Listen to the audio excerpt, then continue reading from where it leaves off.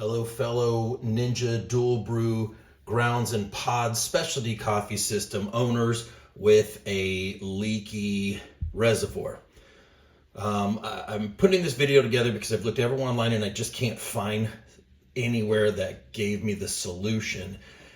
Yesterday, essentially, I bought this at one of those like overstock stores for a really good deal, and it was brand new in the box. And when I got it home, I set it up exactly how it said to set it up. I ran the cycle through like it tells you to do, and then I noticed that the reservoir was leaking out of the bottom, not out of the top. Now, I've looked everywhere online. If it's leaking out of the top, that means that you've overfilled it.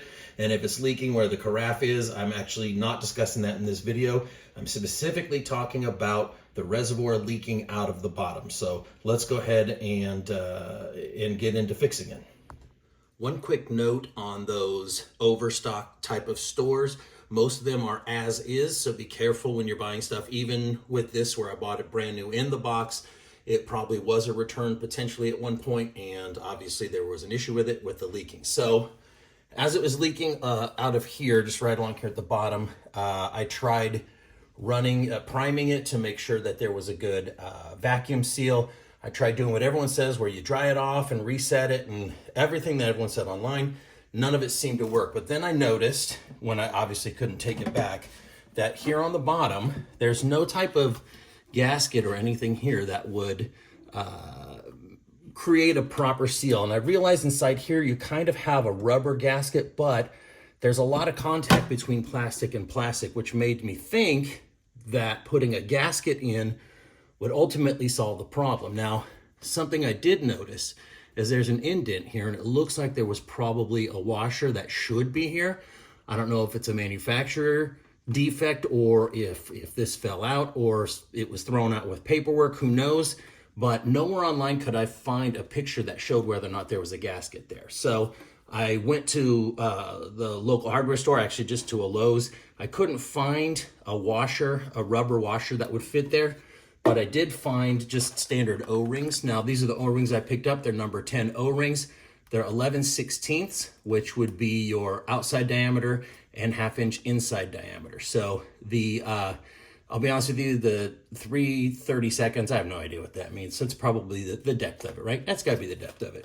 So I picked up some of these, and just to make sure that the seal stays set, I went ahead and picked up tube of this Danco Silicone Grease. It is number 88693 right here in the corner, and this is also available at Lowe's, Home Depot, Ace Hardware, wherever you're getting your tools and such from, right? So I figured if I take this O-ring and I place it here, and I also use the silicone grease, which by the way is food grade safe. So look it up to make sure if you're using a different one, but I can tell you that this Danco Silicone Grease is food grade safe and also safe for the O-rings. It won't rot them and make them break down.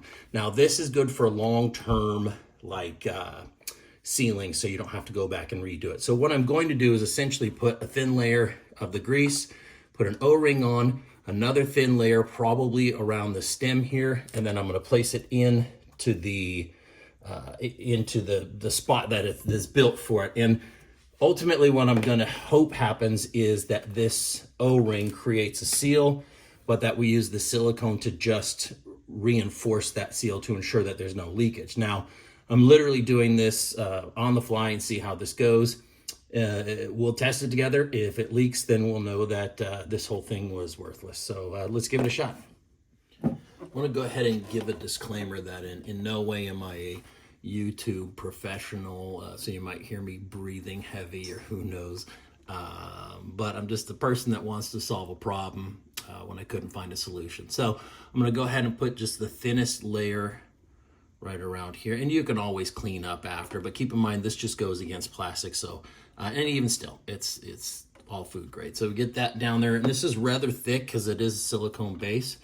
And then you're just going to pop this on, and it's I made sure I got this one because you want as tight a seal as you can get, and then just kind of seat it in there, and you can see that it seals really well with that silicone. And this is very I don't know if it would be considered viscosity or kind of thick, But then I'm going to go ahead and just put one more little line right along that O-ring before we put it in place. Now, I'm assuming you're supposed to fill this up and then drop it in place, but I'll be honest with you, I'm just going to manually fill the reservoir, and it's one extra step, but who cares? If it means I don't have a leaky countertop full of water, that's fine. So ultimately, a little bit of the silicone grease, the O-ring, and just a tiny bit extra of that silicone right there should seal it. Then I'm going to go ahead and set this in place right there.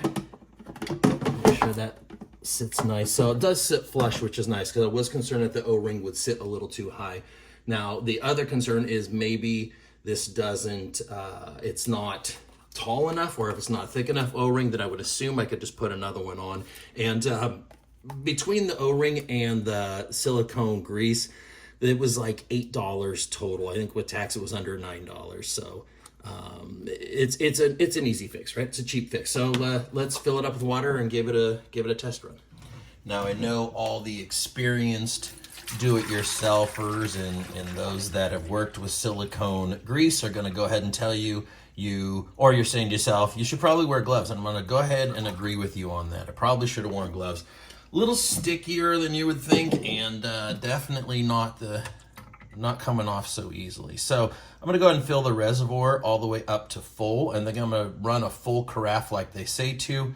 And this, again, this might work for other ones, but I'm specifically doing it for this one. And then it says to essentially run, and this is in the initial setup, that you're supposed to run a full carafe, classic brew style, and then and that should prime it. So let's go ahead and do that, and then we'll refill it with water and see if we're leaking or not.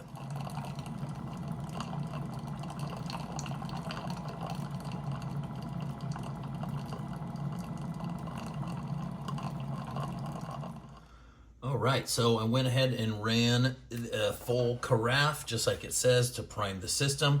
And the nice part is 0 leaks so far. And yesterday it did start leaking right away. However, I'm going to go ahead and fill it up a little bit more. Not too full, just in case, because I'm going to give it about an hour and then come back and see if it actually worked, just to make sure. So essentially, if the towel's dry when we come back, it worked, right? So let's give it an hour and we'll see.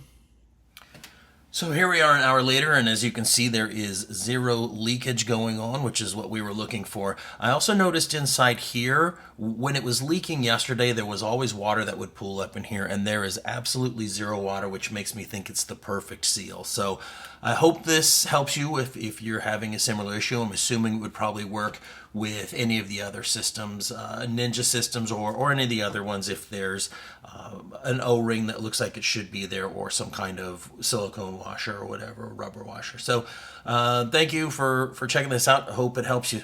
Have a good one.